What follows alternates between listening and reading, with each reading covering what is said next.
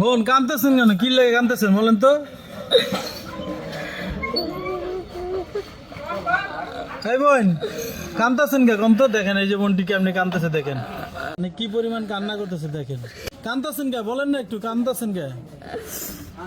স্বামী অসুস্থ, স্বামীর অসুস্থ, স্বামীর জন্য দুইটা সন্তানের জন্য সন্তান নিয়ে কই দাঁড়া, বাবা নাই। মানে স্বামী অসুস্থ, বাপও নাই, স্বামী অসুস্থ। স্বামীর কি হয়েছে? স্বামী আজকে 3 বছর ধরে ঘুম নাই, মাথার মধ্যে মাথার মস্তক শুকায় গেছে গা, ঘুমায় না, রাইতেও ঘুমায় না, দিনও ঘুমায় না। রাইতেও ঘুমায় না, দিনেও ঘুমায় না। এখন স্বামীর চিকিৎসা করেন, টাকা পয়সা নাই। ঘর বাড়ি বেচে লাইছি, কোনো টাকা পয়সা নাই, চিকিৎসা করতে করতে আমরা নিঃস্ব হয়ে গেছে। মানে ঘর বাড়ি বেচে ফেলাইছেন, নিঃস্ব হয়ে গেছেন গা স্বামীর চিকিৎসা করতে করতে। তো এই জন্য কান্না করতেছেন, মানে কোথাও যা মানে রাস্তা নাই, টাকা পয়সা, এই তো। তো প্রিয় দর্শক দেখতে পাচ্ছেন একজন বোন তার স্বামীর জন্য কিভাবে কান্না করতেছে। আজকে দেখেন অনেকেই কিন্তু স্বামীকে ফেলে চলে যায়, স্বামী একটু অসুস্থ হইলে সেই স্বামীকে ফেলে কিন্তু স্ত্রী চলে যায়। আর সেই জায়গায় দেখতে পাচ্ছেন যে এই যে বোন দেখেন কিভাবে কান্না করতেছে দেখেন, মানে তার কান্না দেখে দেখেন কান্না কান্না আসবে। দেখেন একটা মানুষ কতটা কাঁদতে পারে, তার স্বামী অসুস্থ। এই যে দেখেন এই হলো তার স্বামীর নাম্বার, আমি দিয়ে দিচ্ছি। এই যে দেখেন এটা হলো ওনাদের বিকাশ পার্সোনাল নাম্বার। ওনার স্বামীর নাম হলো শাহ আলম।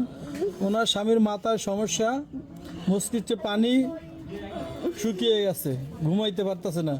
চিকিৎসা করার জন্য 3.5 লাখ টাকা লাগবে। দয়া করে আপনারা প্লিজ যে যেটুকু পারবেন, এটা বিকাশ পার্সোনাল নাম্বার, একটু ওনাদেরকে সাহায্য সহায়তা করবেন প্লিজ। আপনারা যে যেখান থেকে দেখছেন প্লিজ আপনারা সবার কাছে অনুরোধ করতেছি, আপনারা সাহায্য সহায়তা করবেন। আমি আবারও নাম্বারটা দিলাম।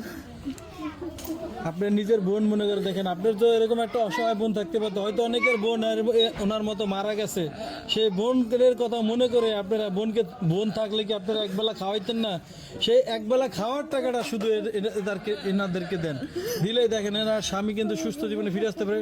তার সন্তানটিও কিন্তু মাদ্রাসায় পড়ুয়া, আজকে 2 মাস যাবৎ কিন্তু মাদ্রাসায় যেতে পারতেছে না টাকার জন্য, পড়ালেখা বন্ধ। তাই তো খালি জায়গায় জায়গায় কান্দেনি, যেটা আমরা জানতে পারলাম, খালি বিভিন্ন জায়গায় দাঁড়ায় দাঁড়ায় কান্দে না।